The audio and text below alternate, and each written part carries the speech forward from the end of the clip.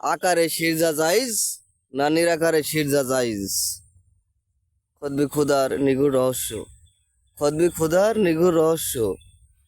আকারে শিরজা জাইজ না নিরাকারে শিরজা জাইজ?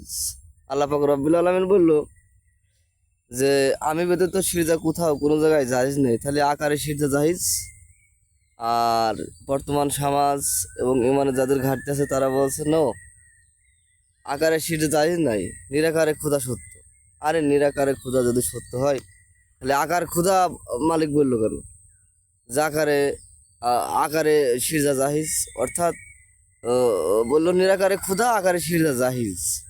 তাহলে এখানে যদি আকারে শিরজা বলা হয় তাহলে তো নিরাকারে শিরজা যে আমরা দিচ্ছি কোথায় দিচ্ছি, কাকে দিচ্ছি, কোথায় যে আমাদের শিরজাটা যাচ্ছে? অথবা শয়তানের কাছে আমরা দিচ্ছি না তো?